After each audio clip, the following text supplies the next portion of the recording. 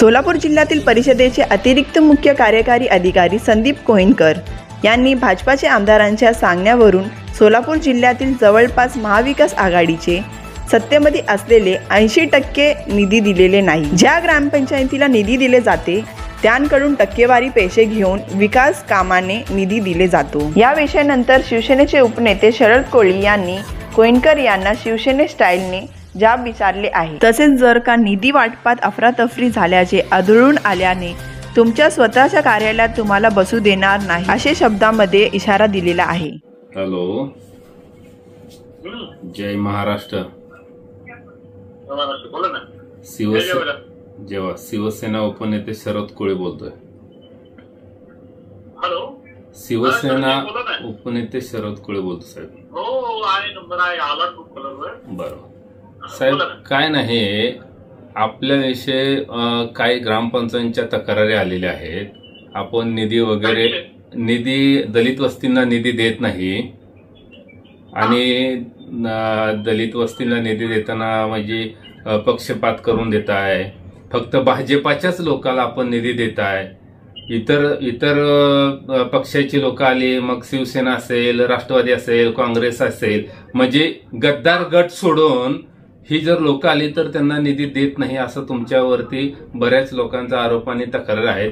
तुम्ही पीए आहे ना खालचा, ती टक्केवारी घेऊन तुम्ही देताय असा आरोप आहे साहेब। ही काय बरोबर नाही।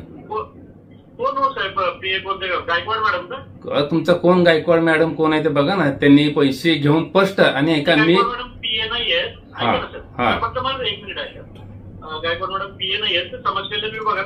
ठीक आहे का, मग असं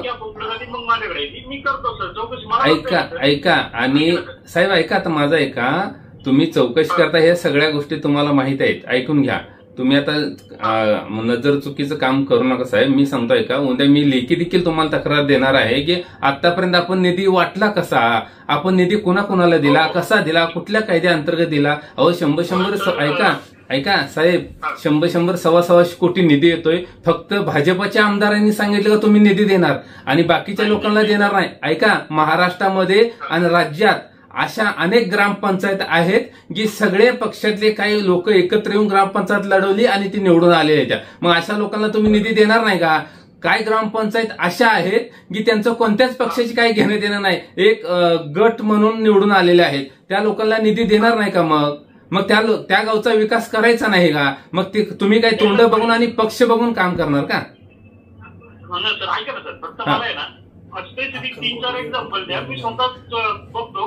तुम्ही ऐका ना, तुम्ही पाठीमागच्या ह्याच्यामध्ये अक्कलकोटच्या भाजपच्या आमदारला आता 1 कोटी रुपयाचा निधी दिलाय। ती कुठल्या आधारे दिला एवढा निधी?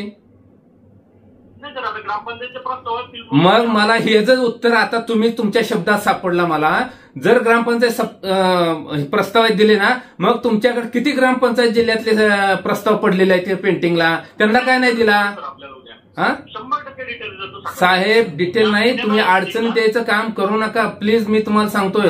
तुम्ही अधिकारी आहात, ऐका, अधिकारी आहे साहेब, अधिकाऱ्यांनी सगळ्याला सांभाळून घेऊन काम केलं पाहिजे। अहो सरकार, ऐका, सरकार आज आहे उद्या नाही, ही सरकार काही घर बांधून राहिलेलं नाही, उद्या सरकार आमचं येणार आहे, लक्षात ठेवा। तुम्ही जर असं वागत असाल तर साहेब आम्हाला तुमच्याकडे बघावं लागेल, सांगतो साहेब। मला फक्त 3-4 एक्झाम्पल द्या, सकाळी मी स्वतः चेक करून आपल्याला भेटते। तुम्ही साहेब बघा, माझ्याकडे सगळे लिखापडीच आहे, तुम्ही काय करणार आहे मला माहिती आहे। तुम्ही सगळ्याला निधी व्यवस्थित दिला तर बरं आहे साहेब, आणि ज्या ज्या ग्रामपंचायत प्रस्ताव आहेत त्यांना ताबडतोब कधी आपल्या घरच्यांना त्यांनी सांगा, काही अडचण नाही, मी मार्गी लावतो। अक्कलकोटला साहेब आता तुम्ही दिला 1 करोड रुपये। अहो लोक ऐका ना, अहो साहेब ऐका, अहो मी काय सांगतो साहेब ऐका, मला एवढंच म्हणायचं आहे, तुम्ही आता 1 करोड रुपये निधी दिला साहेब, आणि लोकराव 6-6 महिने, वर्ष 2-2 वर्ष प्रस्ताव पडले, त्यांना कुणी विचारत नाही। अहो तुमच्या ऑफिसमध्ये कॅबिनमध्ये तुम्हाला भेटायला येऊ शकत नाही ती लोक। अहो एवढे ग्रामीण भागातले लोक हेलपाट घालते, ते कधी विकास होणार हो? शासनाचा निधी असा पडून तुम्ही दुसऱ्याच्या ताटात देता। सर एक सांगू का सर आपल्याला, एकदम मनापासून, मी शेवटच्या माणसाला भेटल्याशिवाय कधी ऑफिस सोडत। काय साहेब बोलताय, माझ्याकडे तुमचं ऐका। सर इतकी गर्दी असती माझ्याकडे. आपण अहो गर्दी म्हणजे तुमच्याकडे खातंच असं आहे की मालाचंच खातं आहे हो. तुमच्याकडे जे खातं आहे ना, तुमच्याकडे निधीचंच खातं आहे तर गर्दी पडणारच. अहो त्याच्यापेक्षा तुम्हाला सांगू का, ऐका हो साहेब, त्याच्यापेक्षा तुम्हाला सांगतो, तुमची टक्केवारी गोळा करणाऱ्याकडे तिथं लई गर्दी आहे. तुम्ही काम कुठं देताय? टक्केवारी घ्यायची काम द्यायची अशी पद्धत आहे. इकडे बघा, मला जास्ती काय साहेब बोलायचं नाही. प्लीज तुम्ही जातीपातीचं आणि पक्षपातीचं राजकारण करू नका. तुम्हाला दलित वस्तीला सगळ्याला निधी द्यावं लागेल आणि तुम्ही जर असं करत असेल तर तुम्हाला कॅबिन मध्ये बसायचं मुश्किल करून टाकेन. सर, सकाळी मी बोलतो आपल्याशी.